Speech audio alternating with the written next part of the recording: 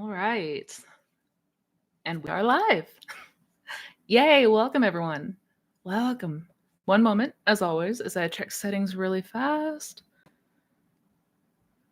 All right. Looks good. Audio looks good. Video looks good. Wonderful. Sorry about that, guys. And apologies for the wait, but welcome. Welcome. Hope everybody's having a relaxing weekend so far. I hope everybody had a wonderful Christmas. Oh my goodness. Already got a number of people. Lily, hello. Alyssa, Renee. Oh my goodness. Thank you for the super chat. I just saw that, Renee. Thank you. Be sure to get to that in just one moment, but you will be first up. Thank you. Welcome, Chi-chan, Mystical, Crystal, Goxie, Ciara. Everyone is here. Yay. We'll go ahead and get started here in just a moment. I don't want to give it too much longer because I know it's been a bit of a wait, but just so people get a chance to get notified, come on in. Happy New Year, you guys. Last Q&A of 2023. That is wild. Greetings from the Czech Republic. Oh my goodness. Thank you for being here. Happy New Year to you as well. Northwest Wind. Hello, sir.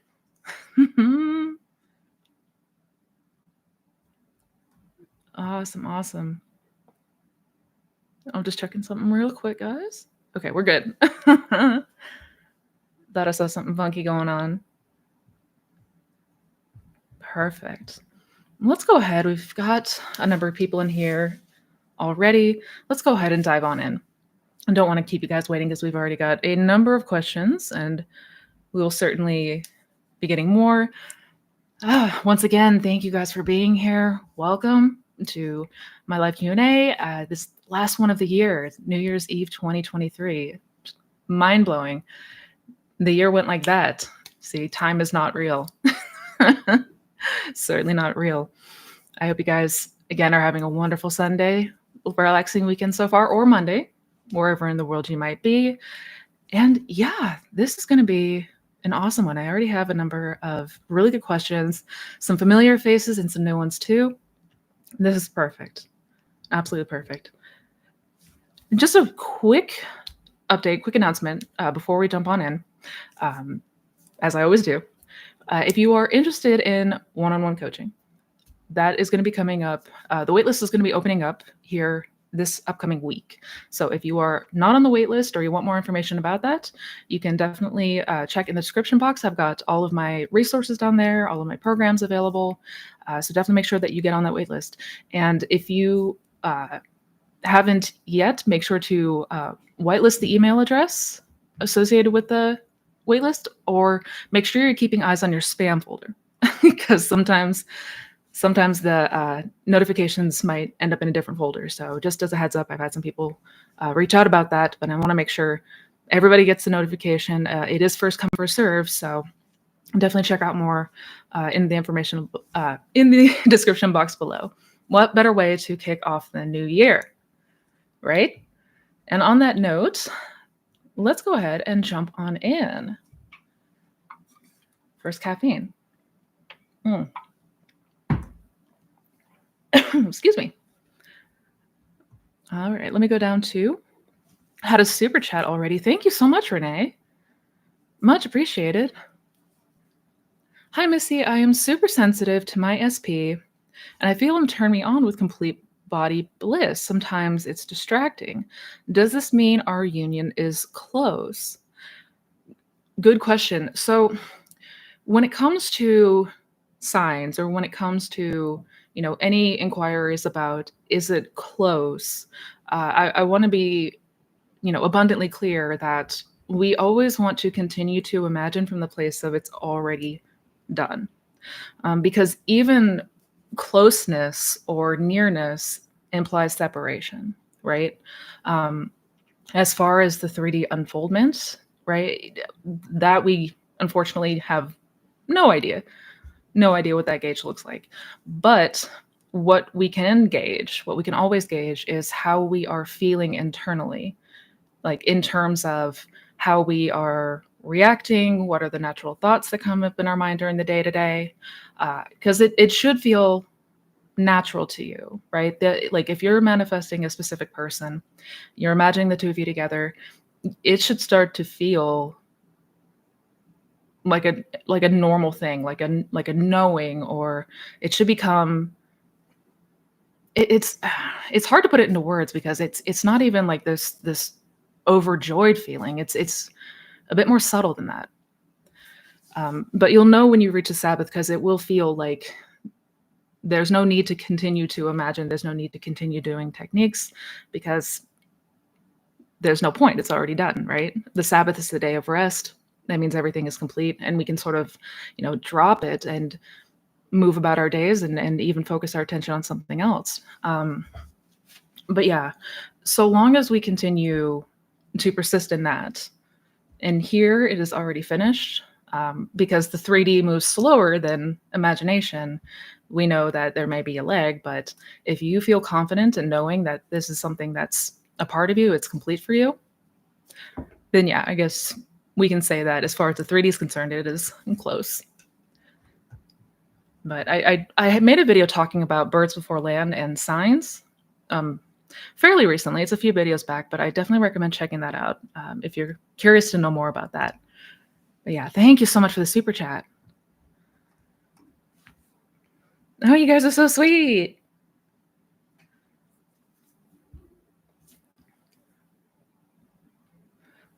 Hello, Lucy. Hi. Girl, did you get my email? We got to meet. We got to meet soon. I know we've been playing phone tag for a little bit, but we got to meet up soon. I miss your face. Oh, thank you for the super chat.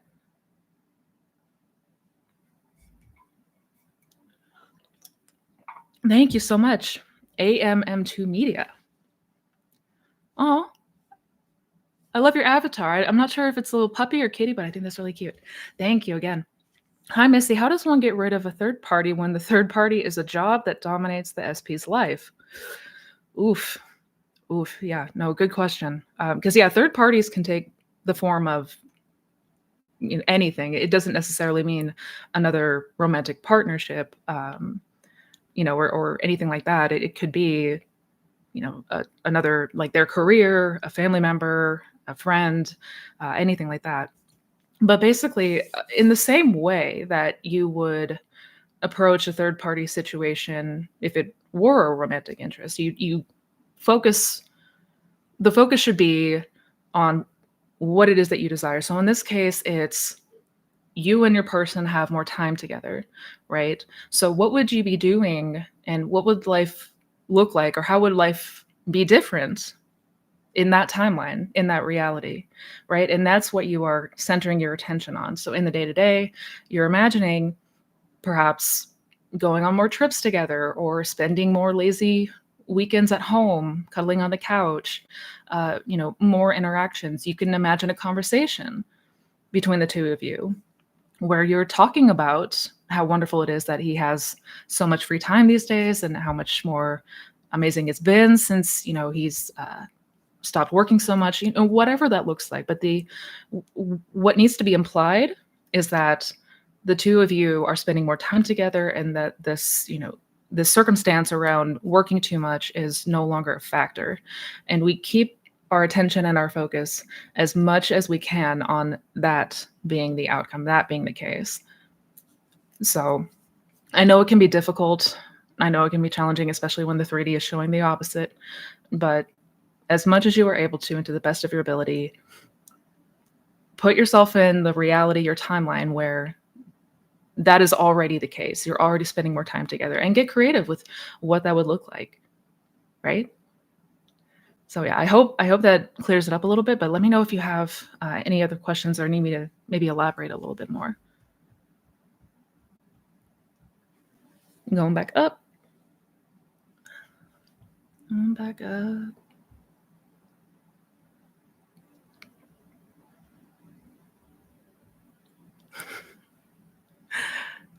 So many happy New Years. I love it. I hope you guys got awesome plans for the New Year's tonight as well. Or I know for some of you, it's already the New Year.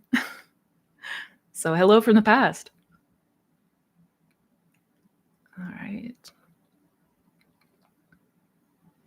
Depending on the severity of ego backlash, can it last a couple of days? It can. Um, it can, especially if we perhaps haven't experienced it. If it's something that, if what we're imagining is still fairly new to us, if we are imagining something that is maybe in stark contrast to what we normally believe and assume, uh, it can be that backlash can feel quite severe or even lengthy. I've certainly had backlash that lasted a couple days, so it's not uncommon, but certainly once it subsides and we continue to get familiar with that new state, the degree of severity and the duration of the backlash will lessen considerably. So it's not going to be that every time we have an experience of ego backlash that it's going to be, you know, severe and lasting for as long. No, you know, I mean, I still have moments where I receive that sort of whiplash or ego backlash, but it usually doesn't last more than a couple of minutes. But before I would get backlash that would last days. Hmm. Yeah. Yeah, no, hang in there and kind of like what we discussed and really focusing on the detachment exercise and just self-inquiry. I am going back to the first principle.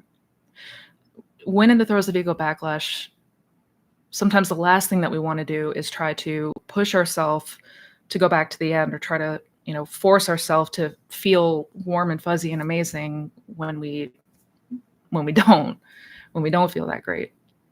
So first thing is, you know, with backlash specifically, the first thing is sort of getting ourselves first to a place that is calmer and more neutral. And then from there, go to the end. So focus on detachment, focus on I am, focus on that first principle. Yeah, that will subside.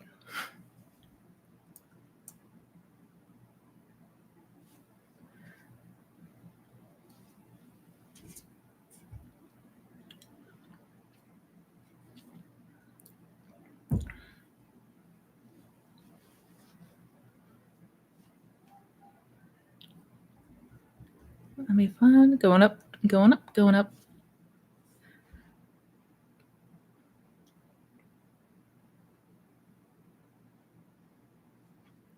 Questions about lucid dreams and shifting. Can we use lucid dreams to go to any reality we want, or will we only wake up in the reality we were dreaming of?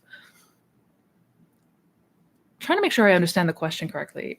So if I'm misunderstanding, but can we use? I mean, yes, we can.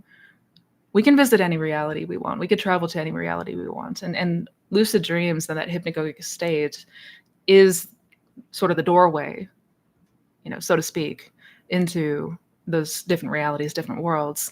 Uh,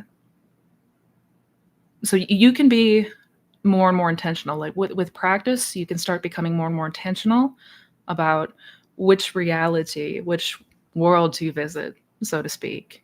And then from there, you can absolutely wake up anywhere that you want. So, but if I'm misunderstanding the question, Chi-Chan, let me know. Uh, let me know, because I have a feeling maybe I'm missing something. But yeah, that hypnagogic state and lucid dreaming are absolutely doorways. We do not want to underestimate the power of sleep.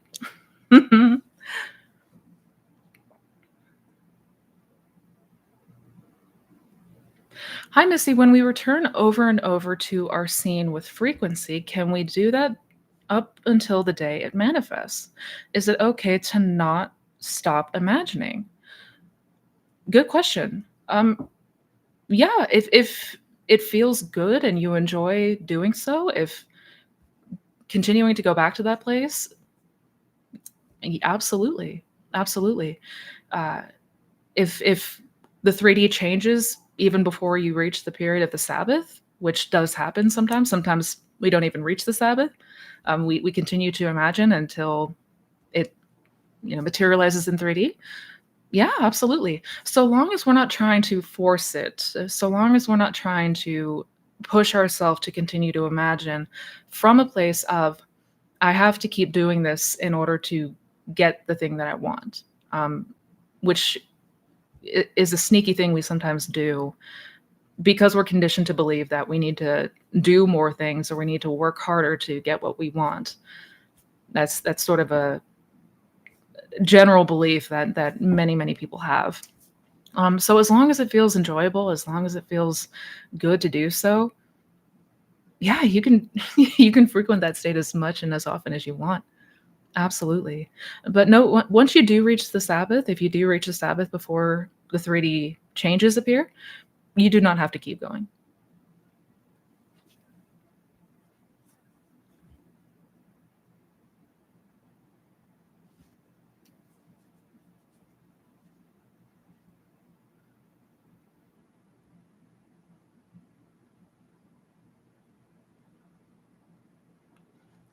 How to deal with family forcing me to get married while manifesting my SP when they don't know anything about manifestation and my SP. I can't tell them anything about it.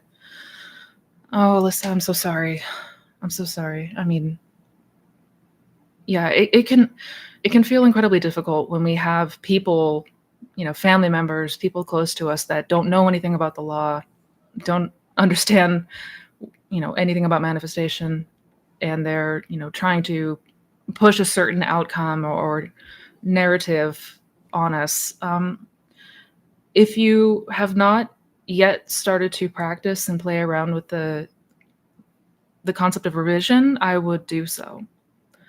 I would do so because especially if we are, maybe continuously coming into contact with someone or something in the 3D that is not ideal, that causes us to maybe have a reaction. It's something that we don't want and it doesn't feel great. I would practice revising those instances and those moments, and if not there in that moment, if it feels too difficult to do it in that moment, then aim to do it before bed. Aim to do it before bed and imagine your parents or your family telling you exactly what you would want them to say or what you want them to hear. Imagine them congratulating you on your engagement to your SP, right? Or your 1 year anniversary with SP. Whatever you want it to be, whatever you desire it to look like, but I would absolutely, for any kind of encounters in the 3D that are not ideal, we want to start to practice getting more familiar with revision. 1000%.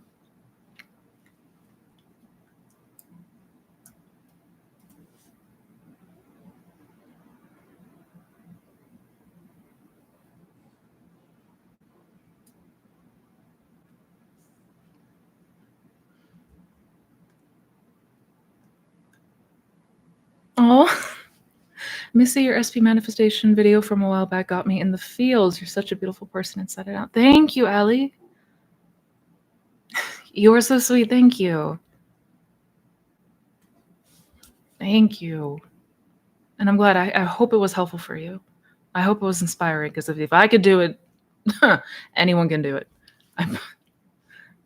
That was a circumstance that looked impossible in every sense of the word. I'm glad you enjoyed it. Missy, can you explain the difference between SATS and the hypnagogic state? Also, will you be doing an IM meditation soon?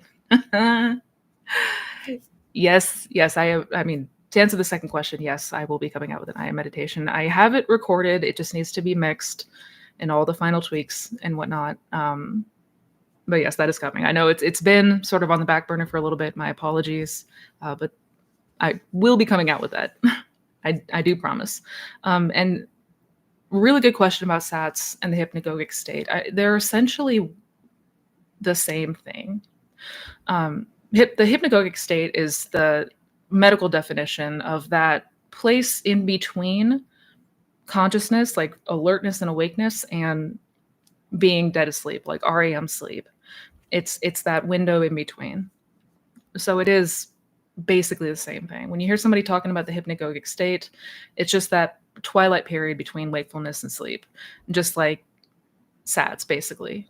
Um, and it's in that window that we want to ideally practice, imagining or experiencing what we desire to experience from the place of already having it, already being it. Because some of the studies that have been done, not a whole lot of research has been done on the hypnagogic state, but the little bit of research that we have shows that when we're in that state, we're basically much more able and susceptible to interaction with the imaginal world and not so connected to the 3D world anymore. Like we don't have the kind of attachment to the 3D world like we do when we're awake in our day to day, right?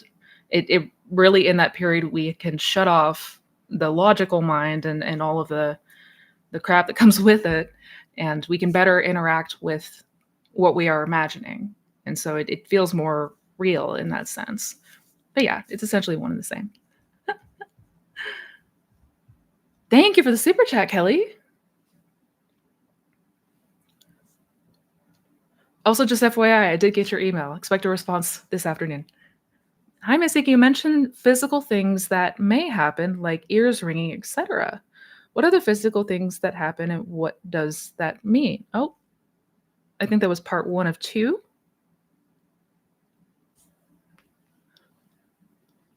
I'll just wait for the second part to come out then. But ears ringing and things like that, we may notice those kinds of. I mean, I certainly notice when I've made a sudden shift that I will get weird tingling, ear ringing sensations. I don't know exactly why that's the case. What exactly the correlation is, but I do know that there's a correlation there with that. Another thing, when coming out of SATs, I'll notice, like, if done successfully, I'll notice things like, palms will be really, my palms and my mouth will be really dry. Like dry mouth is another really common thing that happens. Just random things like that. And again, I don't really know the connection, just that I've certainly I've connected those dots between a successful SAT session and those kind of physical, not ailments, but yeah, physical things noting like that.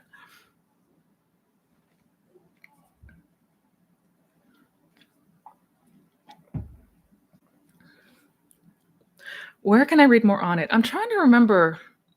I'm trying to remember what book, because Neville talks about some of the physical, the weird physical things that happen when we're,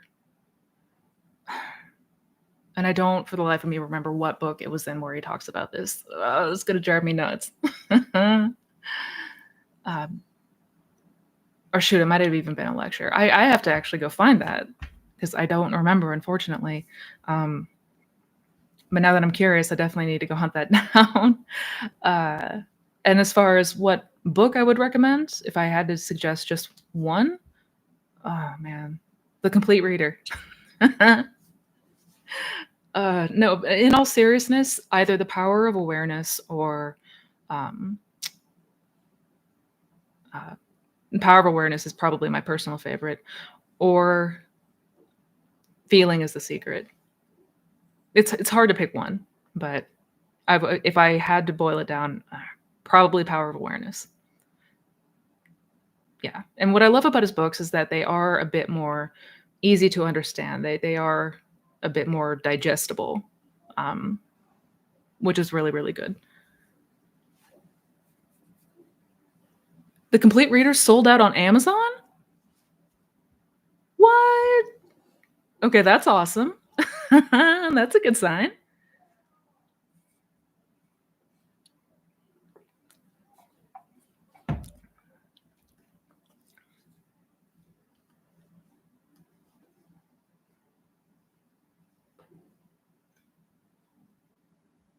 Oh, thank you for the super chat, Sarah.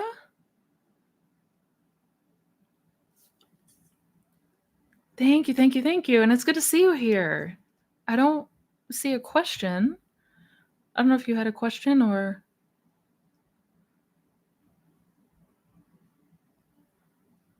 I'll keep eyes out. I will keep eyes out. I don't know if I'm just my eyes are not working. Let me know if you have any questions. Yeah, but no, thank you. And thank you for being here. Sincerely. It's already the new year. And I am excited for it.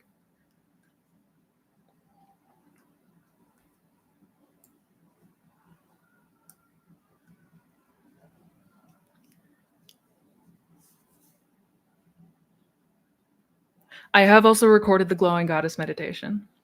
I've recorded that. That one needs to be mixed as well.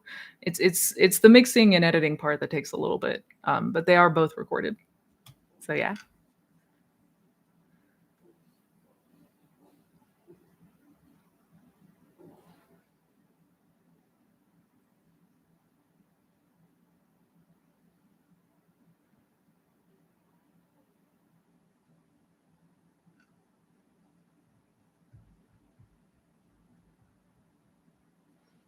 Where's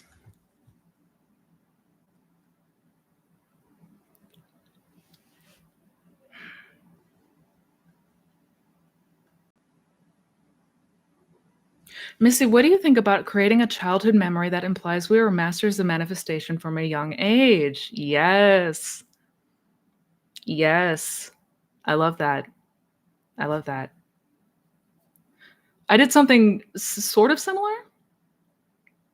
Not that I was like I didn't imagine the memory like specifically that I was a master manifester, but I did revise or create a new memory from when I was a child, telling my friend about how everything that I want, I just imagine it and I get it. And I remember the look in my friend's eyes and her eyes widening, and she's like, "No way." And I just remember repeating that over and over, which implied that, you know, whatever, I mean, in a sense, that would be master manifesting at a young age. But I wanted to, sort of in the same way, I wanted to revise my childhood so that it included that I always sort of had a grip on this, that I always had the ability to imagine something and see it appear, right? So similar to what you just described, but yeah. Yeah, absolutely.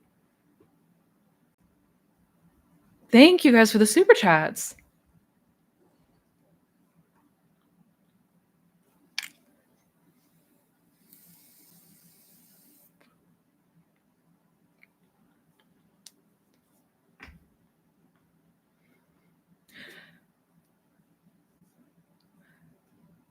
Thank you, thank you, thank you. I'm not sure who came first. I think it was you, Zion.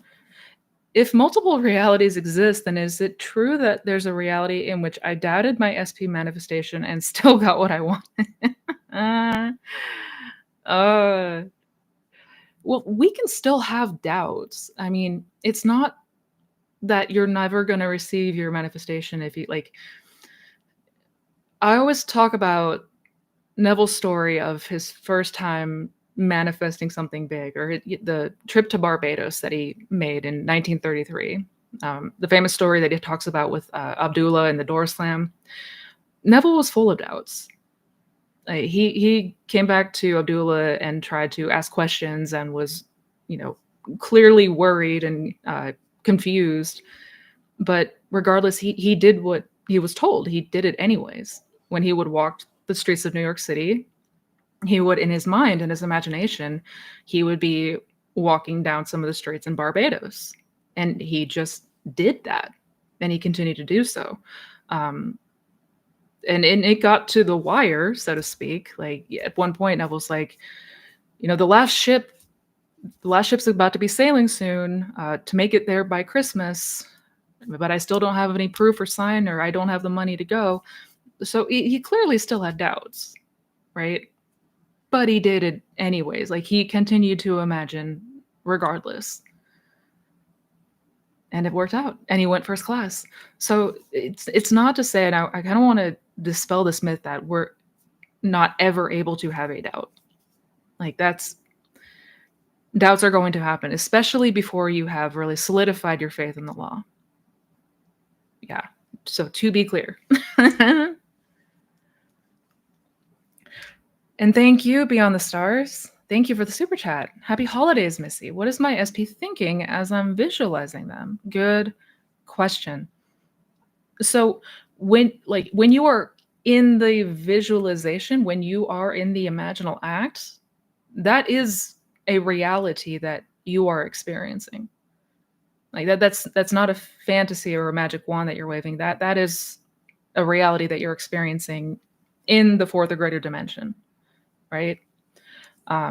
But I made a video a little while back. I was going to say recently, but it was a while back. I made a video talking about what your SP is thinking and feeling while manifesting them. You can type in the search bar, Missy Renee, what SP is thinking when manifesting. I would definitely check out that video if you haven't seen it yet. But essentially, they're always thinking and feeling what we are assuming that they're thinking and feeling because everyone is you pushed out, right?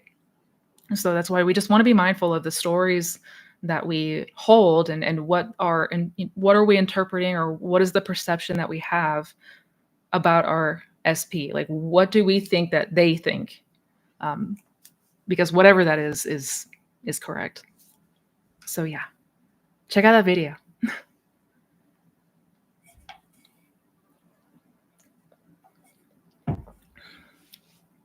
Thank you again. Thank you again, Beyond the Stars. What if I can't imagine in first person too clearly? That's fine. That's fine. The imaginal acts don't have to be super crazy vivid. They don't have to be crystal clear. Even if it's blurry, even if it's dark or hard to see anything, as long as you know what is going on and it's you having this interaction, that's all that's needed. That's literally all that's needed. So with practice, it absolutely does get sharper. Your visualizations, your ability to see things in the mind's eye can sharpen and improve, but it doesn't need to be perfect. We don't need to get ourselves tripped up about like how clear it is and all that. No, it's ultimately the feeling that we're going for anyways. Thank you for the super chat, Marvin. Dang, y'all.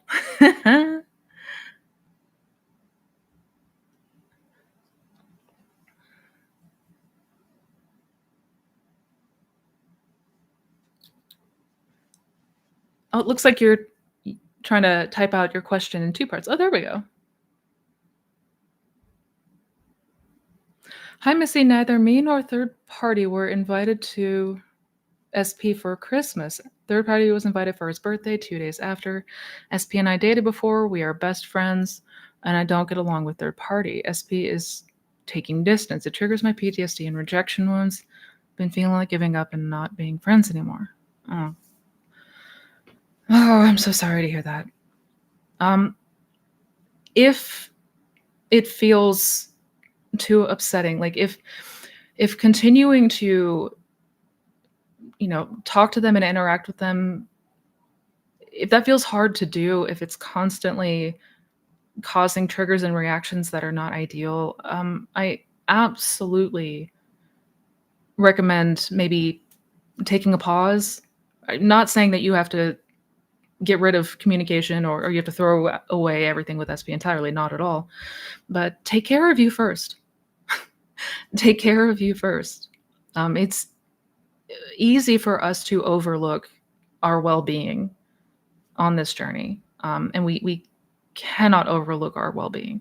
I know the thought can be scary sometimes of ceasing contact or taking a break from them in the 3D for a while, but they're not going anywhere, so to speak. They're not going anywhere. If you need to take some time for you to let yourself maybe better go into those imaginal acts, like strengthen your conviction first, strengthen that faith and belief without being interrupted in the 3D by events that you don't like, you can do that. You can do that. It's entirely up to you, but I'm not saying you have to give up entirely. I don't ever recommend giving up entirely, but if you need to take a break to take care of you, absolutely do that. Without question. Yeah.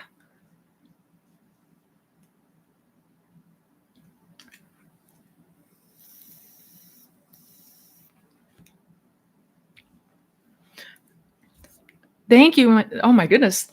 Thank you for the super chat, you guys. Dang. Super nifty Susie. Thank you so much. If love isn't manifesting for me, is it a sign that my heart isn't in alignment? Also, how do I manifest a promotion from associate director to director?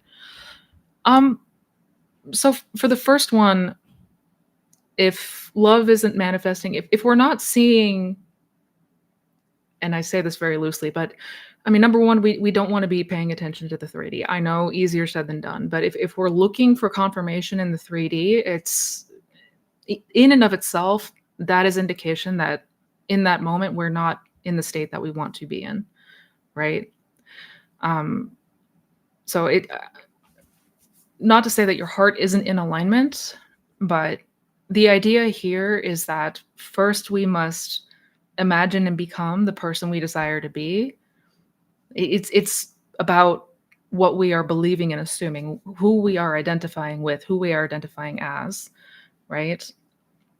So are you noticing resistance to the idea of a loving relationship? Are you noticing, thoughts that are maybe saying like I'm not good enough or I'm never the one prioritized, things like that? That's sort of our gauge. Instead of looking to the 3D for confirmation or signs or gauging our progress, we want to see what we are reacting to, what we are naturally believing and assuming, the natural thoughts that come up in the day to day.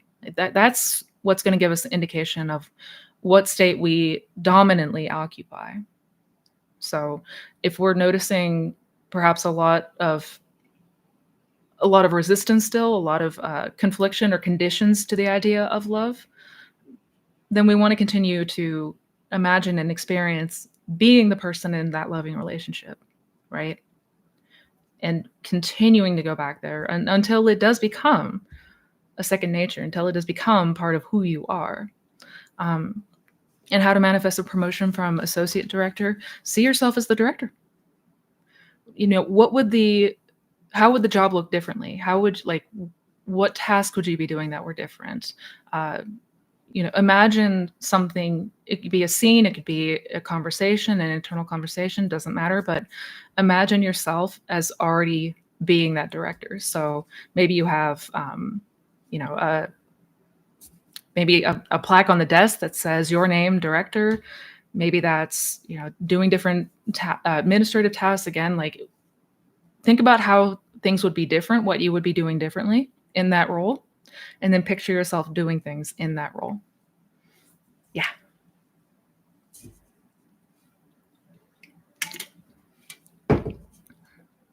Oh my goodness. All right, let me see who's next. I'm trying to go in order of the Thank you guys so much for the super chats. This is wild.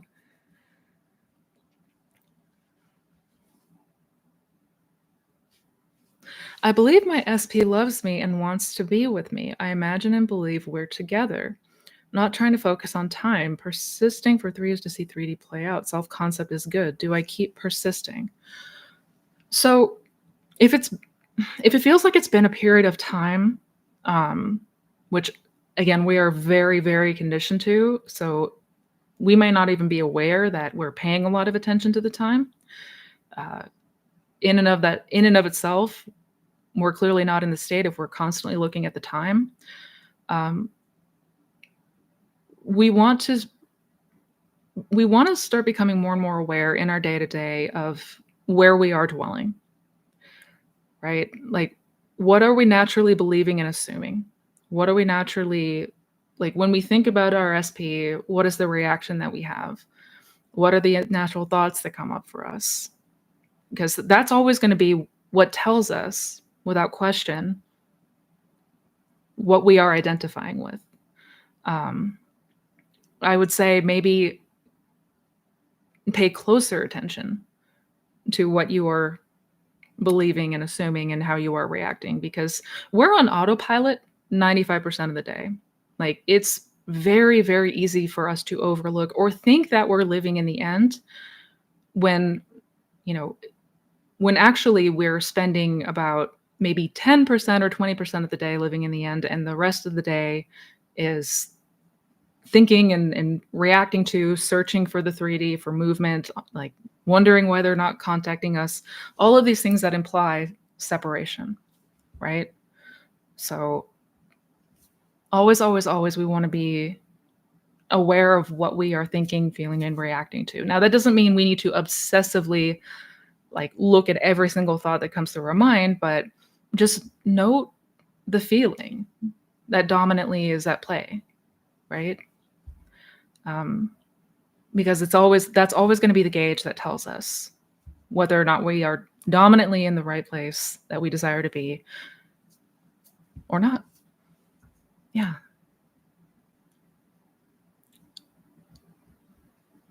Let me know if you need me to elaborate about anything else. Oh my goodness. Ah! So many super chats. You guys, thank you so much. Let me see. I'm trying to go in order.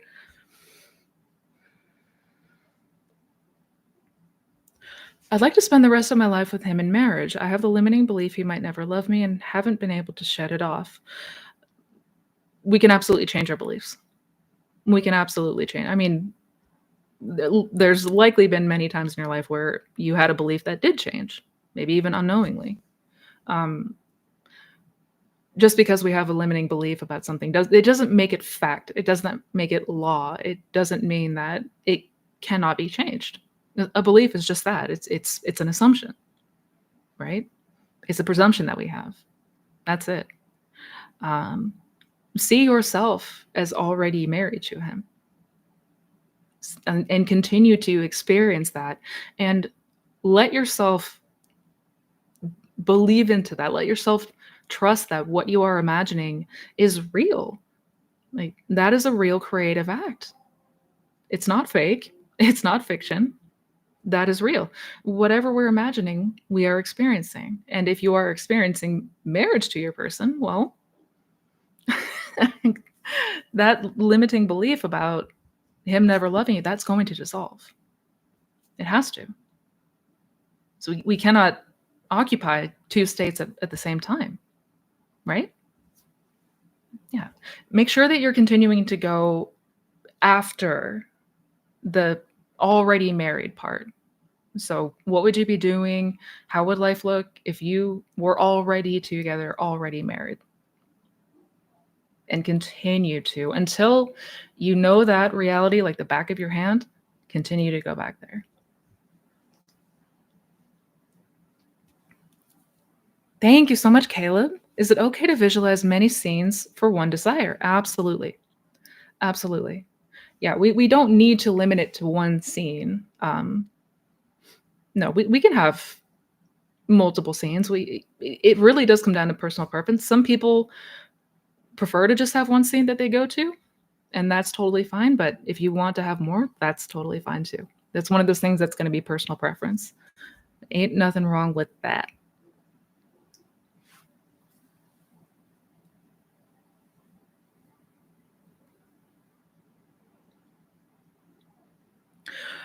Thank you so much, Renee. Also, I like your name. What does it mean if SP says something you don't like and before you would have panicked, but now it doesn't bother you and you can revise on the spot? Yeah. Means your game's getting stronger. That's what that means. And that's what absolutely happens. And that's like why I say all the time, with practice, you are going to notice a change in how you react. You're going to notice a change in how you feel.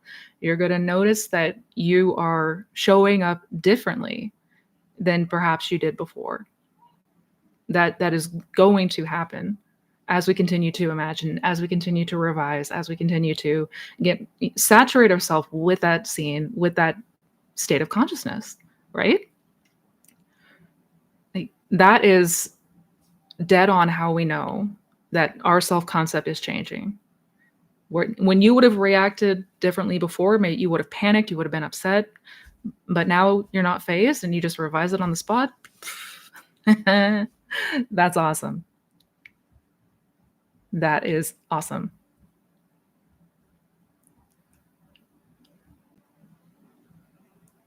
I'm just making sure I didn't miss anyone. I don't think I missed any super chats. Um,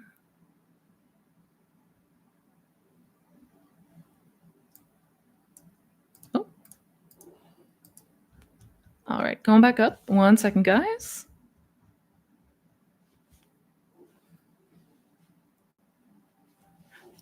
Oh my goodness. Good morning, Missy. Stumbling upon your channel this year was the biggest eye opener for me. Can't wait to learn more. Happy New Year. Thank you, Alexandria. Happy New Year. And good to have you here. That's wonderful.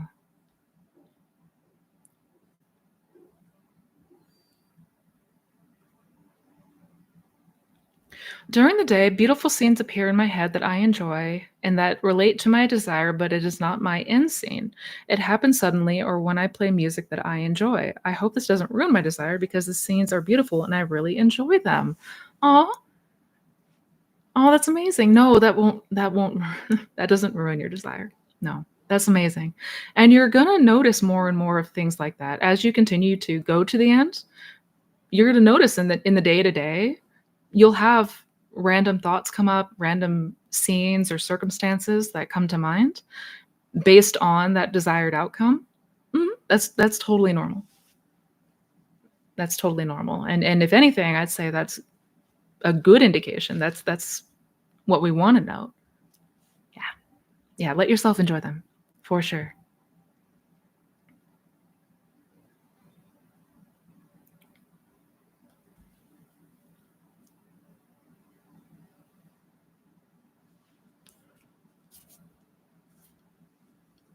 Oh, Northwest Wind, I'm gonna have to look back and see what email you're referring to. Oh, my apologies. Oh, let me make a note of that really quick. Find my pen. Make a note of that really quick. 1 sec, guys. I'll look back and see if anything was missed. For sure. Thank you for the heads up.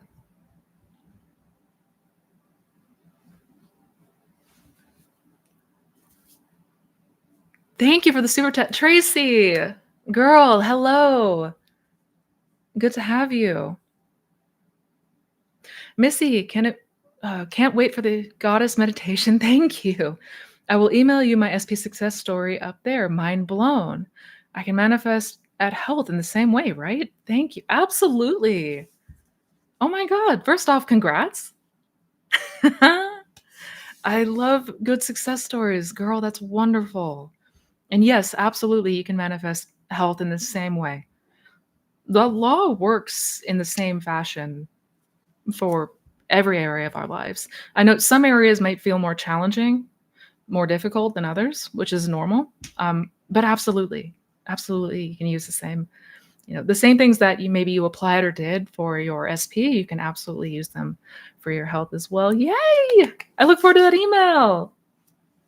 That's wonderful.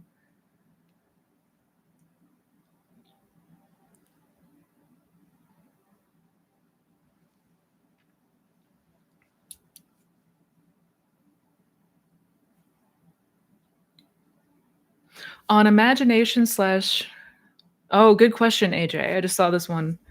On imagination, Neville talks about it. Could you elaborate? We imagine a lot, for example, whilst reading a fantasy book, but that wouldn't cast a 3D shadow, right? How do you differentiate? Good question. Um, yeah, so we imagine, we imagine all the time. A lot of the times though, the difference there would be daydreaming versus in this case would be like an intentional imaginal act or even an unintentional imaginal act. The difference comes down to belief. The difference comes down to what we are resonating or what we are identifying as true, right? So yeah, if we read a fantasy novel, we probably don't have a whole lot of belief that this is real or that this is like a historical book. Ergo, we're likely not going to see anything unfold in that case. But what we do identify and assume to be true, that's the key distinction between daydreaming and imaginal acts that do create 3D effect. Yeah. Good question though. So yeah, not every single thought or thing that you read is gonna out picture in the 3D, thankfully, that would be wild.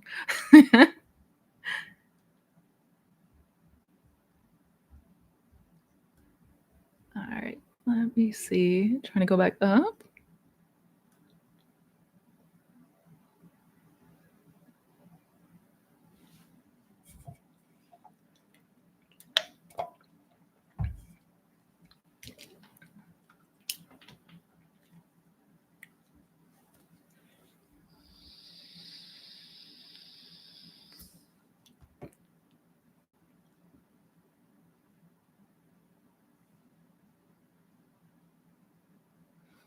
Go girl! Haven't seen you in a minute, Happy New Year. Awesome to have you here.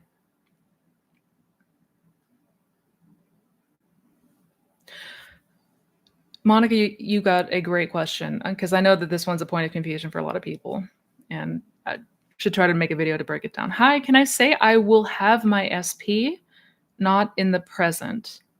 So I think what you're referring to is, like, this is going to happen, right? Um, we want to, so when we are imagining, when we are enjoying our imaginal acts, that is happening in the present moment. We want to imagine as if this is happening right now. We're not imagining for something to happen in the future, right? Um, that is key. That part is key. Now, once understanding the relationship between the imagination or the 4D and the 3D moves through a series of events, right? The 3D follows linear time. So it moves slower than imagination, basically. So once we imagine something and accept that to be true, right? We leaves that impression, so to speak. We know that it's already done. It's already done. And it's tempting to say that it's going to happen, but it already happened. Because the 3D plays, you know, in that series of events, it moves slower, so to speak. Um, we may not see it physically right away, but we know it is already so. It is already done. Yeah, and that's a really sneaky one because it's easy for us to, imagine, like, oh, I'm gonna get my person soon. I'm gonna be with them next month, or we're gonna celebrate this thing. Like, no, bring it into imagination as if it is happening right now. Neville referred it to bring there here and make then now. Yeah. Always, always, always present and past tense.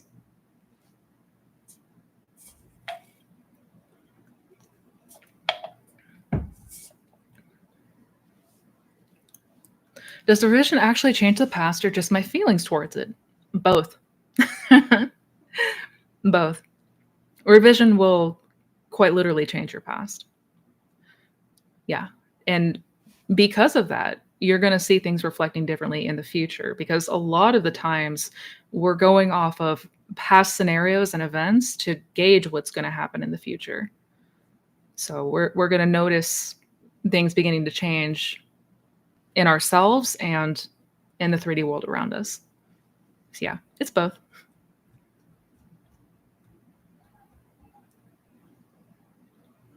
I need to revise more.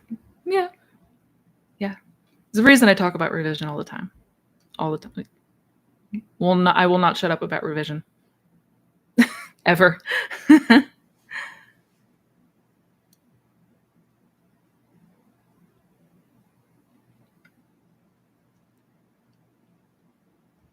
Let me see. I'm trying to keep hold of my spot.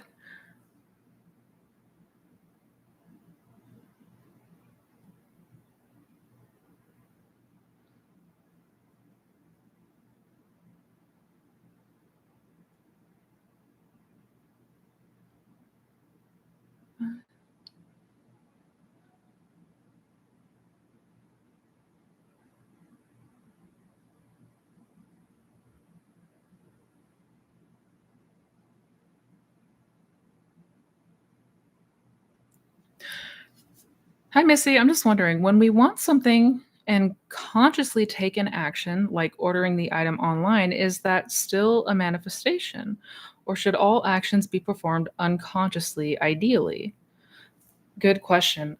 It really, we want to just note where the like if we are deliberating on doing something, like taking a 3D action to get our manifestation, where is that stemming from? Is it coming from a place of fear or uncertainty? Like we really want to check and make sure things are moving or that things are changing? Or does it feel like a very strong push to do? Like, does it feel like something that you have to do? And it just feels like the most like when you're moved to do something, it's going to feel like the most natural and obvious thing in the world. Like you're really not even going to give it a second thought.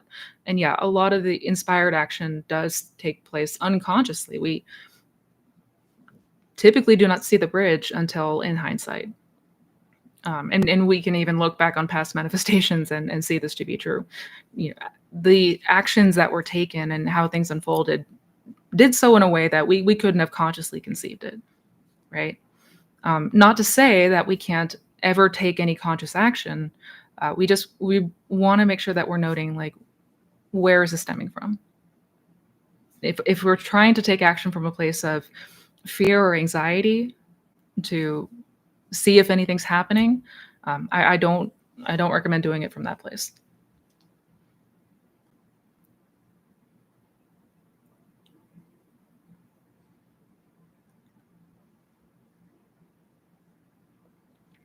Can we revise for someone else? My SD had an unhappy childhood and it affected our relationship. Absolutely, we can revise for others. 100%. 100%. And we should. Yeah.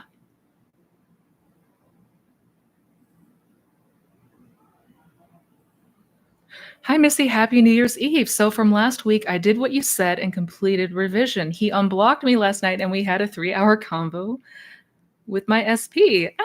Ah! Amazing. That's amazing, Eve. Hell yes. I'm telling y'all, revision. Revision. Oh my God. You have to keep me posted, Eve. Have me keep me posted. And Happy New Year to you.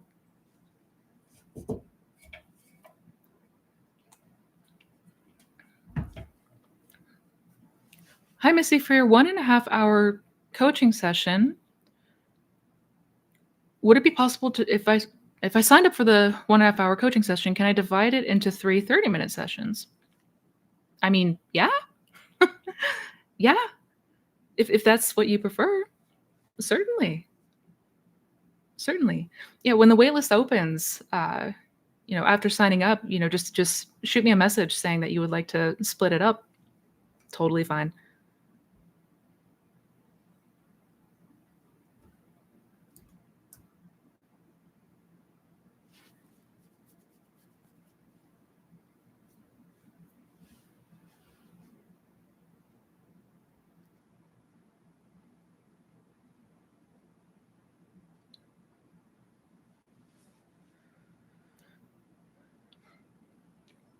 Can we revise the whole year together that we got what we wanted, or is that a lot? Like we got our SP, job, house, etc. Absolutely, you can revise the year. 100%. You can. There's one of two ways that I would go about it. You can imagine a scene that would imply all of those things were acquired or achieved, right? So a scene where you're in your new house with your SP, talking about your dream job, or isn't it wonderful? Isn't it wonderful? Yeah, that's a great one for if there's multiple things that we desire, and really come to the place of 2023 was an incredible year, is how I would center that. Mhm.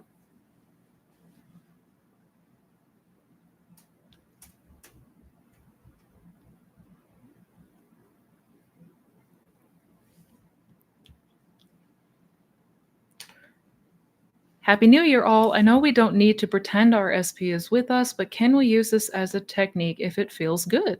Thanks, Missy. Aw, you are welcome.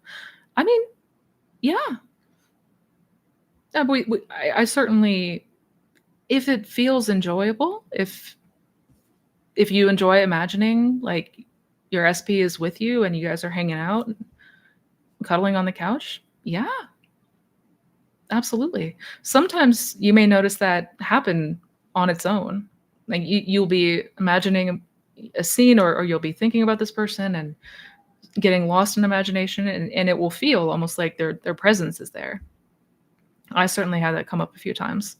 Um, yeah, as long as it's enjoyable and it feels natural and good to do so, we just don't want to try to force ourselves. And that really goes for anything. We don't need to try to force ourselves to believe that our SP is here with us when we have trouble believing that. Yeah. Yeah. But no, you're fine.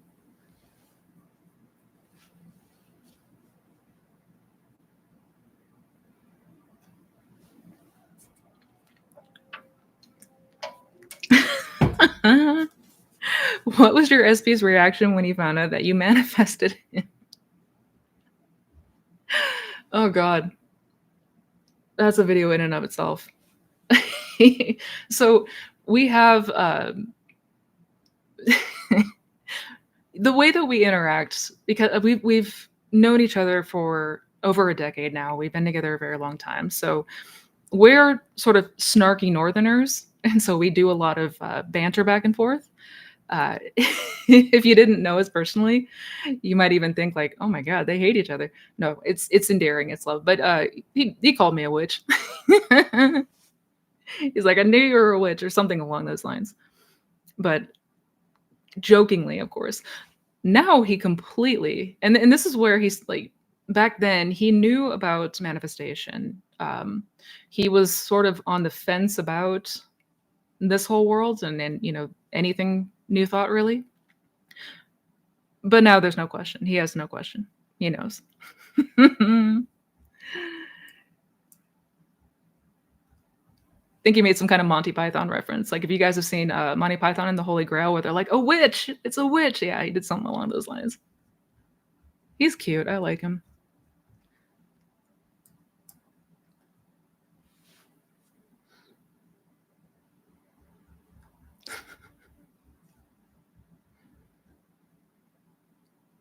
Is shifting states like changing channels in real life? Yeah, yeah, kinda. Well, I mean, I'm not sure. Are you referring to like a huge leap, like a quantum leap, or a giant shift? Um, because we're moving in and out of states, but they look almost identical, right? So we're almost taking like these baby steps in and out of realities that look almost identical to the one that we were just in a moment ago. You can almost think of it like a flip book sort of thing, where it's sort of one frame, but together it seems to be a seamless motion. But yeah, thank you for the super chat.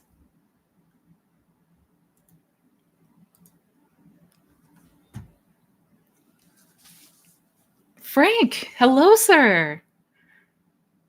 Good to see you, bud. Happy New Year, Missy. It's been a heck of a fun year, and 2024 is shaping up to be even better. Thanks for all you do. Thank you, sir. Aw, that is wonderful to hear. And yes, 2024 is shaping up to be amazing. I'm looking forward to it greatly. Thank you for being here.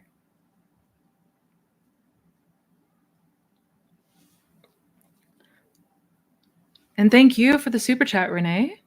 Why do I feel calm in the morning and during the day after doing sats the night before? Because sats is powerful like that. Mhm. Whatever we're taking with us into sleep is what we're going to likely encounter the next day. The window into sleep is a really, really important one. Really, really important one. Neville talks about it a lot in his book, Feeling is the Secret, and he talks a lot about it in general, but, especially, if you haven't read Feeling is the Secret, I recommend doing so. he talks a lot in that book about the relationship between the conscious and unconscious mind and the importance of sleep. But yeah, if we fall asleep in the feeling that is conjured from sats, usually we're going to wake up feeling much calmer, more centered, and overall better. 100%.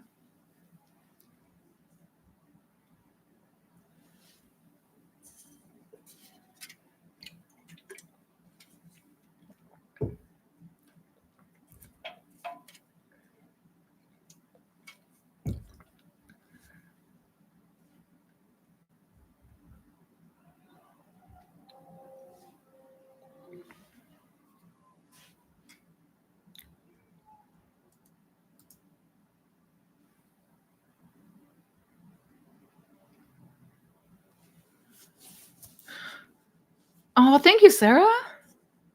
Thank you for the super chat. I've always wanted to go see the Northern Lights. I've always dreamed I'd go with SP. Now I'm doubting they'll ever see them. Should I go alone? I don't want to go alone, but I don't want to never see them. Oh. Oh, no. I mean, and I know last time we spoke, been a bit of an up and down roller coaster as of late. So if perhaps you may be in the thick of backlash, or maybe at the moment not in an ideal state, that's completely understandable. Because the thing about states, the thing about when we are in a crap state, it feels, and I mean, number one, it feels so solidly real. It feels so concrete and factual, and it may feel from that crap state that nothing's ever going to change, that it's always going to be crap, it's always going to be BS. It's incredibly difficult from that state to feel any kind of optimistic or looking forward to something. And I get that completely, but I want to first say that it doesn't need to be that you have to go soon or you're never going to go at all. I mean, to be clear, if you want if you want to go do something, I'm never going to say don't do it, right? If you want to see the Northern Lights, do so. But we don't want to assume that we're never going to get the chance to do this with our person, right? And again, I know if we're in a state that feels funky or crappy, it can feel very, very solid that we're never going to get the opportunity to do this thing that we want to do with this person. That's directly from the state, though. That's just the state that you may be in. That's just the room that you've entered and are hanging out in this moment. But you absolutely can move yourself into another room, right? I guess what I'm trying to say is, number one, we don't want to make any kind of rash decision if we can help it, if we're not feeling our best or in a great state. We don't want to assume that we're never going to get the chance to go experience this amazing thing with our person, because we can experience anything with anyone. And I know it may be difficult to have and keep that faith, but if we even take a look at all the things that we have manifested, good or bad, that should help to serve as a reminder of the power that we hold. So I would imagine, number one, if you are able to do so without much resistance, I would go to the Northern Lights with your person right here. I would have that experience right here with your person, and how amazing it looks. And it's funny that you say the Northern Lights, actually, because that's literally my background on my computer right now. So go there in your imagination, have the most incredible experience that you can. If it feels too difficult to do that, then first focus on focus on detachment, focus on severing ties with this state first. This maybe funky state or crap state, focus on severing ties with that first. And once in a more neutral place, go to the Northern Lights with your person. Continue to do so. Continue to do so.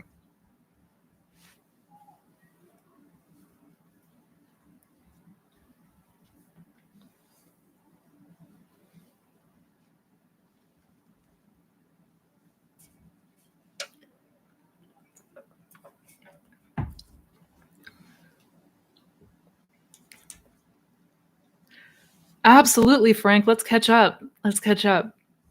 Hit me up. I would love to.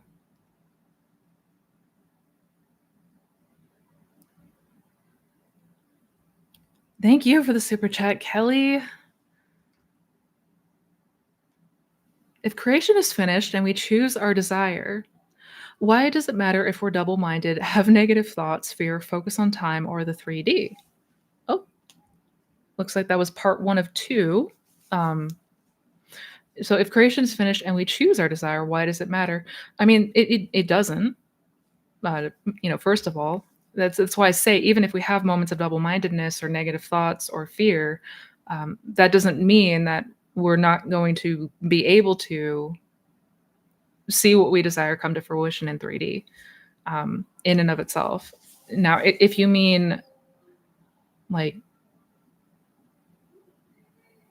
if creation is finished, shouldn't we be able to just create all these things even if we are double-minded all the time? Um, Well, the thing about double-mindedness, what it does, if we are consistently going back and forth, like remember how I said earlier about how the 3D moves slower than the 4D, right? Things happen in a series of events in the 3D. I can go in my imagination and experience something, next month, but I can experience it right now. So I can move into the future or I can even go back into the past, but I'm not bound by time. I can transcend time and imagination. The 3D follows the rules of linear time. So things do happen out here in a series of events. So when we are back and forth between it's already done, I'm enjoying this new state, but then I'm quickly back to fears and doubts and essentially not that state, maybe even the opposite. Things are not going to have the chance to unfold in 3D because I'm constantly back and forth, right? So that's why it appears like nothing's happening, nothing's moving, because it's we don't really give that opportunity to allow things to unfold when we're back and forth like that, right? So the entire point of this practice is to continue to become more familiar with that desired state so that it becomes more permanent, it becomes more dominant, so that as we become more normalized with this desired state, we're not going to be doing the back and forth, and that will allow for things to unfold in 3D. I hope that makes sense, and I hope I answered your question right. I know it doesn't feel good and it doesn't help, but if we decided and believe it's possible and have faith, why isn't that enough? That is enough. That's totally enough. Yeah. If we have faith in the law and believe this thing to be possible, absolutely, that's enough. And bring up again the story of Neville when he first went to Barbados. He doubted, but because he continued to occupy that state in his mind where he was already in Barbados, that's what had to unfold. Yeah, but if I missed or misunderstood the question, let me know.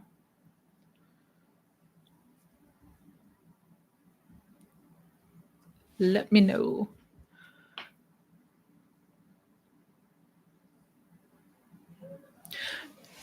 I visualize every night before bed. Thank you for the super chat, Lanro. I visualize every night before bed, but during the day, I find myself daydreaming about how things will unfold. Does this count as messing with the middle? No. No, I wouldn't say so. I mean, unless, like, if we are maybe obsessively or constantly thinking about, like, how's this gonna happen? How's this gonna happen? How's this gonna happen? Um, Ideally, we don't want to be battling with that, because consciously we're never going to know. we're never going to know the how, and that's okay because that's not our job. But if you find yourself sort of just like having these thoughts come in, or you're daydreaming and you find yourself thinking about the how, like in and of itself, that's not going to ruin it, as long as it doesn't feel like disruptive or anxiety inducing or anything like that. But in and of itself, no, you're fine. And messing with the middle is more about conditioning our desire. It's when we place conditions upon our desire. It's when we say, well, before this thing will happen, XYZ needs to happen first. Before I can get this, nice big promotion, I need to be more accredited first. I'm not, I don't have the right credentials or degree for it. That's a condition. And that's saying I can't go to the end until XYZ happens first.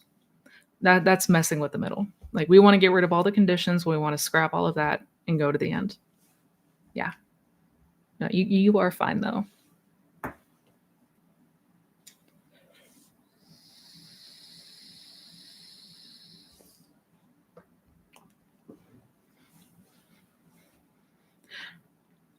And thank you for the super chat, Xeon. You guys are so generous today. Thank you so much. Oh my goodness.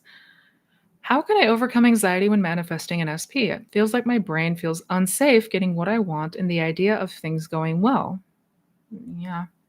I truly want her and only her though, and the idea of not wanting her scares me. That's a good question, and this is a pretty common thing that comes up for people, especially if you're somebody that perhaps you've experienced hardships or things not going your way or things not going well, and that's sort of what you've been conditioned to believe. If the idea of getting what you want feels unsafe, that's ego, 100%. But that anxiety, that fear, all of that goes away as we continue to go to the end. I don't mean it in a way like we need to try to push or force ourselves in those moments of anxiety. I'm not saying if you're anxious, just bulldoze through it. We don't want to do that. But if we continue to practice first the art of detachment, so when we are feeling anxious, when we are spiraling, when we have reacted, we want to practice things such as like detachment exercises, breath work, meditation. Like mindfulness meditation goes hand in hand with this practice, hands down. But these things are to help you, number one, turn off the fight or flight response and physiologically help yourself to relax, help your body to relax. Um, and number two, from that more neutral place, once the anxiety has subsided and we're feeling even just neutral, we don't even have to be positive or upbeat, or even if we're just neutral. From that place, it's going to feel much easier to go to the end and to continue to go to that imaginal act. But the more that you become acquainted with that state of you and your person, you're naturally going to feel less and less anxious about it because you're experiencing being safe with this person. So it's no longer going to trigger this reaction of being unsafe because you're experiencing it more and more. So it's going to be going from unfamiliar, scary, unknown territory to familiar, safe, and comfortable. So we overcome the anxiety by practicing with going to the end and getting as acquainted and acclimated to that state as possible. The anxiety will naturally subside. It will. But again, don't try to force yourself. Don't try to use conscious willpower to fight and kick through it. Don't recommend that. But yeah. It does get easier. I know it doesn't feel like that sometimes. I can promise you this gets easier and more natural.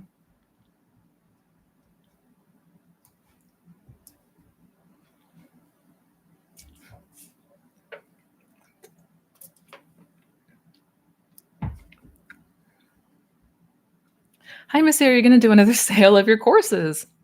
Yes, I will. I will have a New Year's sale going on for the courses next week. Forgot to mention that earlier. You can keep eyes out for that.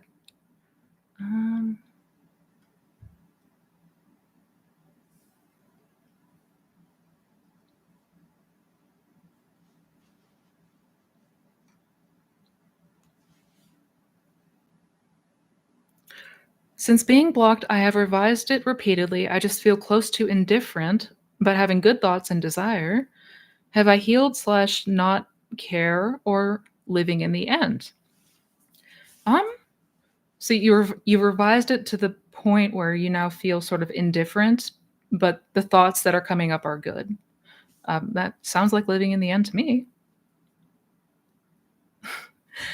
And it can throw us off because living in the end feels pretty neutral. Like it feels normal. Sometimes from the state of desiring something or desiring someone, we might think that living in the end should be like we're bursting at the seams, we're like vomiting rainbows everywhere and everything's perfect and happy and skipping. It's a lot more neutral. It's a lot more subtle.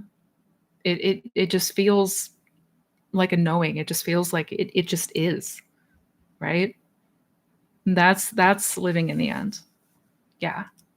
So what you're describing sounds more like that.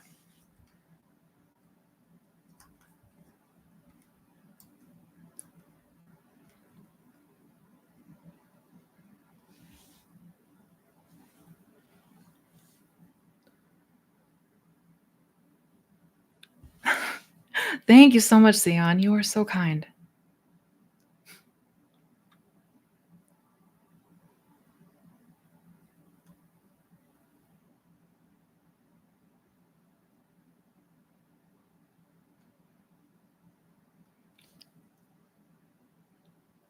Napoleon Hill talks about having a burning desire. Isn't that a contradiction in manifesting? Good question, John. Also, hi, John. Good question. This can seem conflicting, I know, but even Neville talks about that the first thing that we need is a burning desire. Like this all starts with a burning desire for change. And the reason that it is so helpful to have that burning desire is that's what is going to spur us to persist, basically. Um, Obviously, the aim here is to take it from a desired state, like the state of desiring, to the state of having, right? But it starts with the burning desire, and that's going to be the motivator for change because, well, the ego does not like change. Um, so if we're sort of like if we're a bit more like lukewarm about what we are desiring, if we're just kind of like, I don't really care, um, it may be easier to just kind of fall back into old habits or give up, so to speak. That burning desire is what is going to move us to persist. But yeah, the idea entirely is moving from that state of desire to the state of having or already finished. But it starts with a desire. It all starts with a burning desire.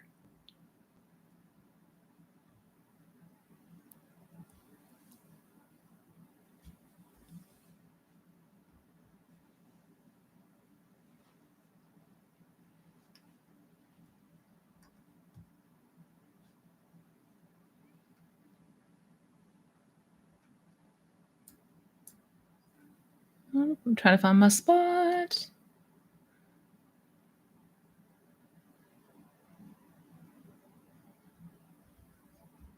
Sorry, guys, 1 second.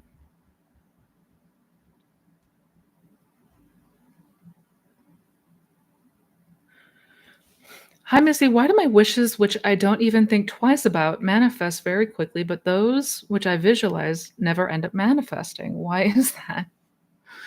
Oh, and I know it can feel incredibly frustrating. Um, for those things that you visualize, um, are you then looking for them? Are you then checking around for confirmation? Or are you able to drop it? Not the desire, but drop the visualizing and reach the place of acceptance that it's done. Um, because the things that you don't even think twice about, the reason that those show up quickly is because we're not thinking twice about it. We're not double-minded about it. We're not continuing to go back and forth about it, right? Um, so when you visualize, I mean, number one, Are you reaching a place where it feels done, where it feels complete? If not, we want to. That's why we continue to go back. That's what the whole idea of persistence means. We persist in the imaginal act until we reach the Sabbath, until we reach that place that feels like it's finished, like there's nothing left to do, and then we drop it, right? But we do not want to go looking for our manifestations. If we notice ourselves scanning or checking the 3D for confirmation, um, I mean, that in and of itself is indication in that moment we're certainly not in the state we want to be in, right? Yeah. I know it's annoying. I know it's annoying.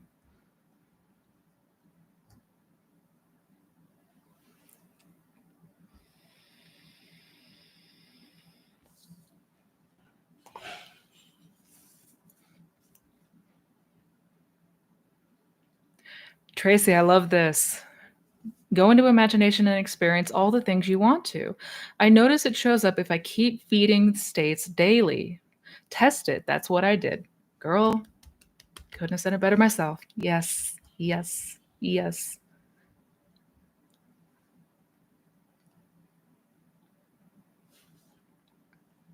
How to manifest a better version of my SP? More empathetic, lovable, without that's a negative mindset, please. Thank you.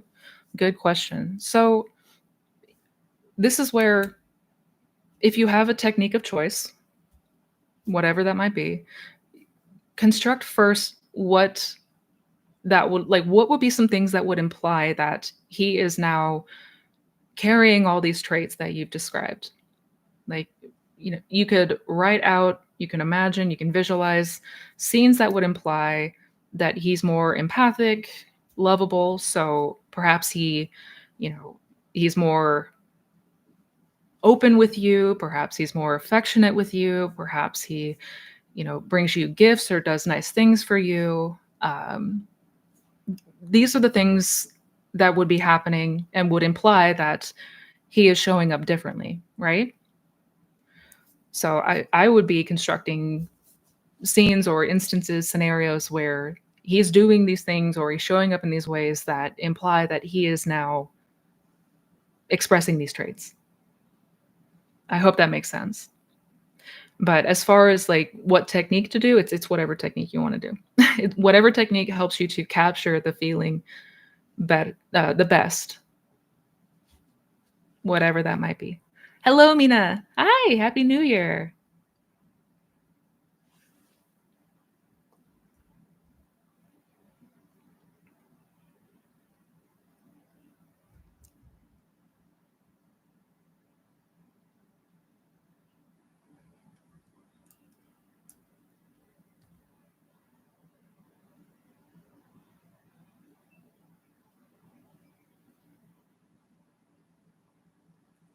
Hi, Missy. When your SP came back in the new year, did you struggle at all over the holidays? I surprised myself with how much I got upset over Christmas, but I think I pressure myself to be happy, perfect 24/7. Yeah. And this is, I need to make another video about this. We do not need to be happy and perfect 24/7. And sadly, a lot of people succumb to the pressure to do so, which usually winds up with us just trying to suppress our emotions. That's not going to help. Not going to help. In my case, so when he came back a few years after New Year's. My God, coming up on 6 years, is it a handful of days after New Year? I was okay that holiday season. I was okay because I was already in the Sabbath. Like I was, it was so fixed for me. I didn't have a question in my mind. None. Now, before that, like other dates that year, anniversary, birthdays, I certainly struggled. Yeah. Yeah. Um, Once you reach that place, like you will reach a place where it is as solid and certain as you are about like your own name, the sun's coming up tomorrow, like things that you know to be true. Yeah. Yeah, continue to get yourself there as acclimated as possible. Now, that doesn't mean that you can't ever have a doubt or question or reaction, to be clear. To be clear. I'm not saying that. Everybody's journey is gonna look different, and we're also very good at trying to compare ourselves, which is not always the best thing to do. But my point is we want to let off the pressure to be perfect.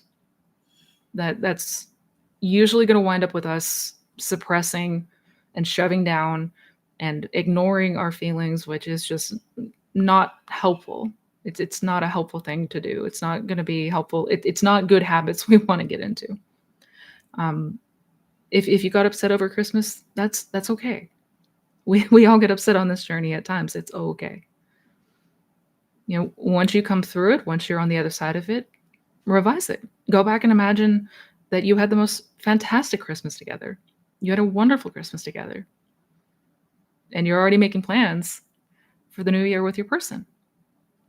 Yeah. So do not beat yourself up. And this goes for everyone here. Do not try to pressure yourself to be perfect. Please don't do that.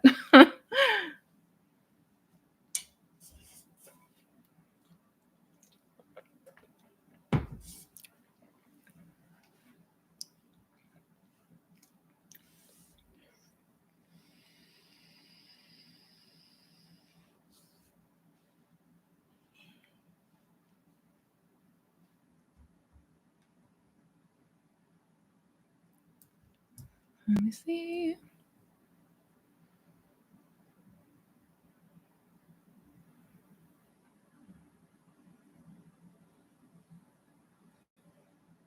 Happy New Year from Tokyo.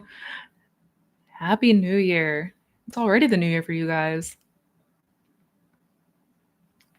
Revision question. How many times do we go over the new scene to replace the scene that is so hard to live with? Good question.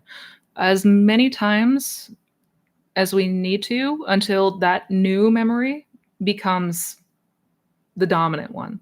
So we want to revise something until, especially if we're talking about significant things, if we're talking about things that, impactful things, especially, we want to revise until that new memory becomes dominant. So when you think of that incident, it should be the new memory that pops up. It should be the revised one, and the old one will feel more and more detached from you. It will start to feel more obscure.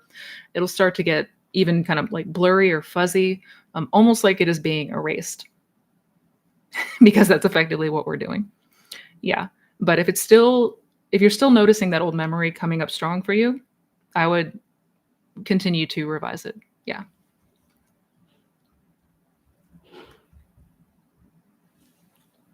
All right, I got time for maybe a couple more questions.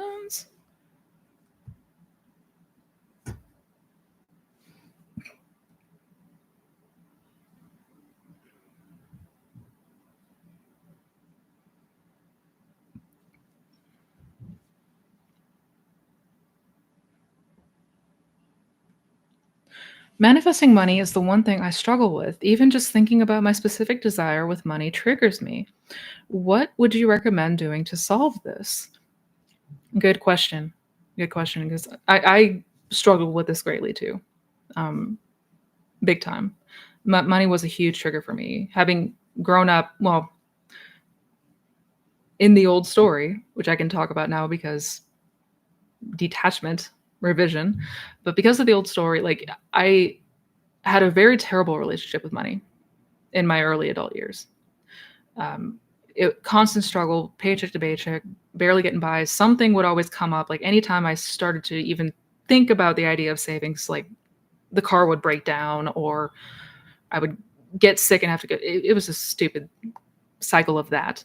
Um, and the idea of wealth and abundance was such a foreign concept for me that anytime I tried to imagine like seeing a bunch of money in my bank account or like anything like that, I had so much resistance to the idea. Like it felt like a constant battle. So instead, I approached it from the place of I realized that it wasn't even the money itself that I wanted. It was the feeling that came with it, like the feeling that having wealth and abundance gives you. So the feeling of freedom, the feeling of security, peace of mind.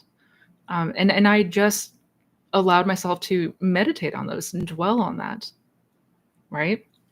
Um, the feeling of abundance, like we live in a universe of abundance. There's an abundance of everything. Stars in the sky, leaves on the trees, droplets of water in a lake or an ocean. Like we live in a universe of abundance.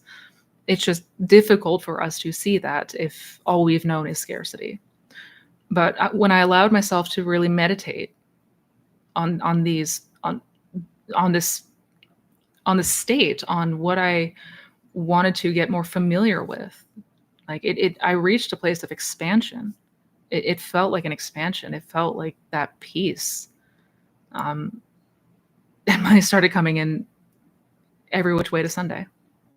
So if the idea of money itself is triggering, note times where perhaps you've had that sense of peace. If you haven't, if perhaps you haven't had any memories that you can tap into, construct the idea. Like, what would it be like if you were free to travel, free to explore, the freedom to, create your schedule and life as you see fit? What would that be like? And let yourself go there. Let yourself truly entertain it. Play with the idea. Start with just playing with the idea of it. Not from the place of trying to manifest it, but just playing with the idea of it. That's sort of like a foot in the door, and it will quickly snowball from there. Yeah. Good question, though.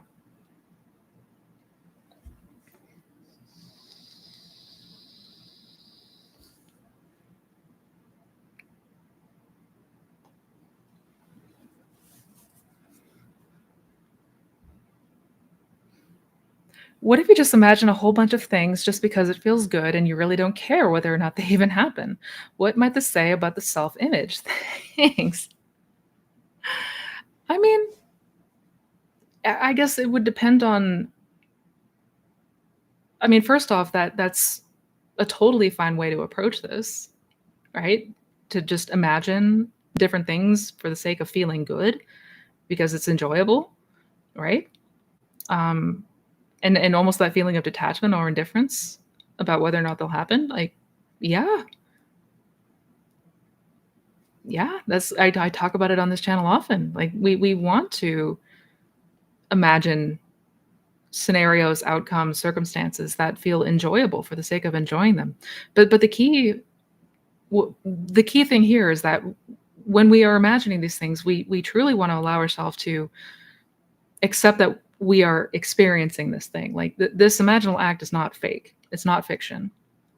When we are feeling into something, these feelings are real. These are things that are really happening. And you'll notice that change from within. You'll notice a shift in how you feel. And if that feels like something that you can do without a lot of resistance, I would absolutely keep doing that.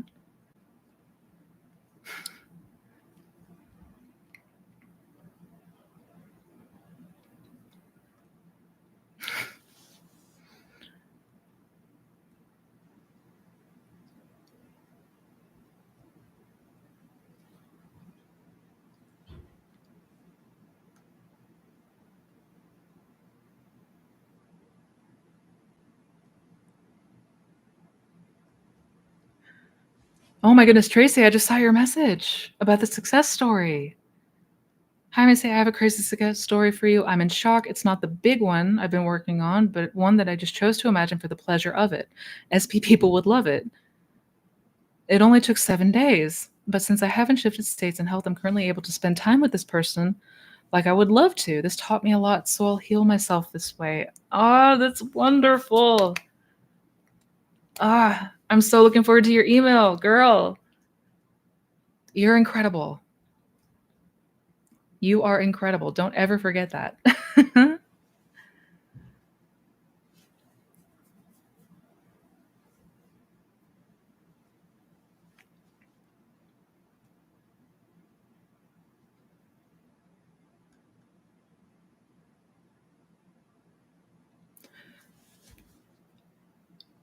No, Mohammed, I did not. Don't remember seeing your question. I am so sorry. Little bit all over the place today. I am so sorry about that, guys. I try to go in order, but sometimes chat be like that. Oh my god. Missy, finding your channel was the best thing to happen to me this year. You, the law, and Neville have changed my life for the better. Thank you, Nelly. Oh my god. That's why I do what I do. I'm so glad you're here. I'm so glad to have you here.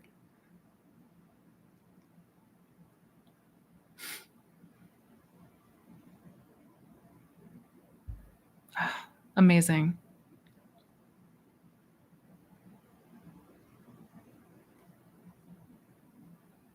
My question is, can I affirm myself into feeling being secure or happy to have the job I want right now? I mean, you can. Like, are you able to imagine and feel into the state of being secure and happy? Yeah. Um, we have a plethora of techniques, different techniques for that reason, because everybody imagines differently. Everybody has things that resonate more than others. So if affirmations perhaps are not, it feels like it's a difficulty to tap into that feeling, tap into that state through affirmations alone. Experiment with different techniques, experiment with different ways of imagining. Some people enjoy inner conversations, some people enjoy sats, visualizing, um, some people enjoy scripting. It's This is why we have many different things, many different ways, right? So if it feels like there's a lot of resistance to using affirmations, play around with other things. Play around with other things until you find what naturally brings you to the place of feeling secure and happy. Yeah, but we don't ever want to try to force it. Don't want to try to force it.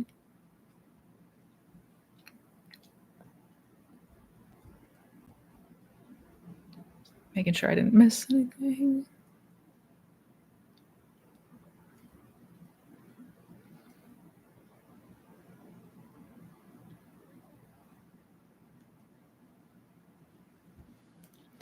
It seems like after reaching the state of the wish fulfilled, we've reached the Sabbath. Nothing we can do after? 2 weeks, 6 months, maybe a year or more, even for it to manifest? Good questions. A couple different questions. Yes, once once we've reached that state of the wish fulfilled, that is, what Neville referred to as the Sabbath period. It's the period of rest when there's nothing left to do as far as like consciously or deliberately. There's nothing that we need to do from the Sabbath. No. um, we don't have to continue to try to force ourselves to visualize or affirm or whatever it is that we've been doing. We can essentially drop it because that seed has been planted, and once planted it will be expressed. um, we don't know the length of time, and I know that can be a sticking point for a lot of people, but when you are genuinely in that Sabbath period, um, when you're truly in that place where you know it to be done, it feels complete, there's nothing left to do. uh, we shouldn't be noting thoughts of like, okay, how long is it going to take? I wouldn't say that. If we're having those thoughts, I would not say that we are in the Sabbath. Once you're in the Sabbath, you're not even going to think about the time anymore, really. um, but yeah, if we're still noticing thoughts such as like, how long is it going to be, how's it going to show up, um, indication in that moment that we are not in the state that we want to be in. So redirect.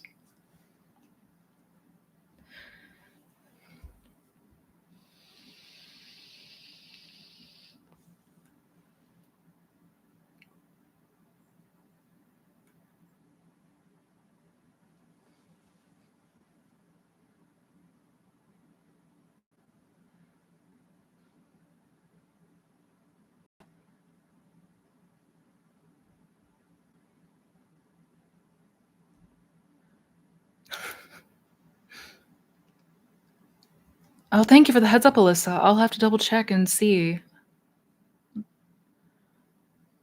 I'll have to do a search and find it. But absolutely, it's possible. Absolutely, we'll be able to connect soon.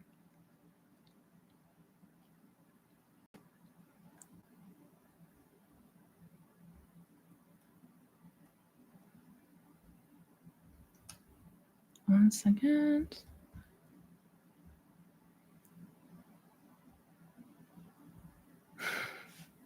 I love that you guys have such wonderful interactions with each other too. That really brightens my day.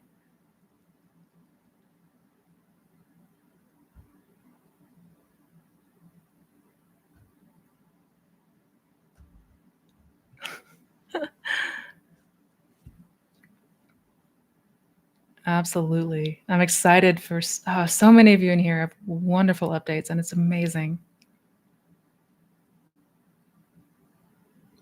When you're manifesting, do you just believe in what you manifest without doing any work, or because you manifest it, it will align itself to you? Happy New Year. Happy New Year. Um,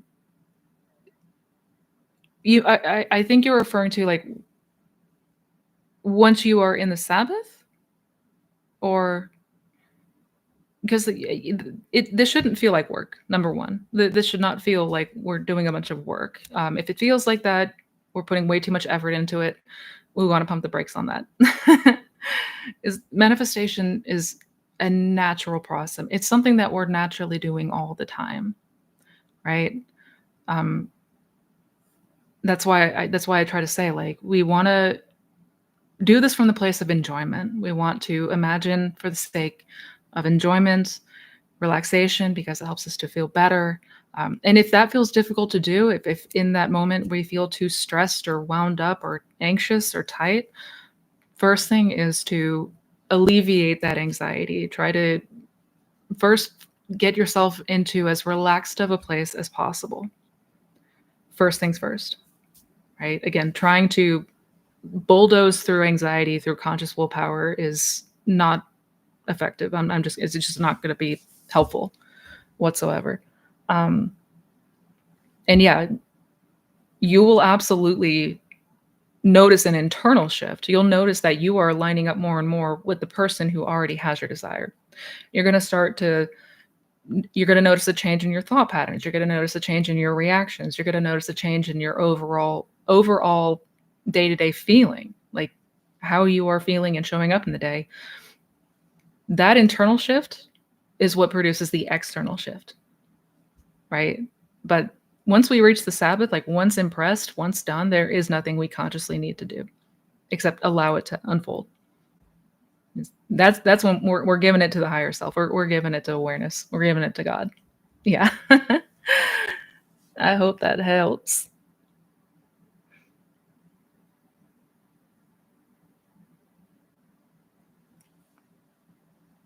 Hey, Missy, reading and hearing a couple success stories from your channel, others and Neville too. It seems they got their wish during the time they were performing techniques, like in weeks or so.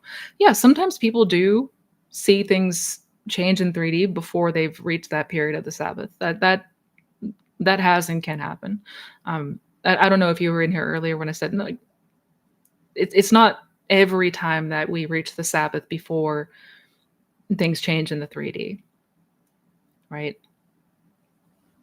It's going to be different for everybody. But regardless, we want to continue to imagine until that belief or that assumption has changed.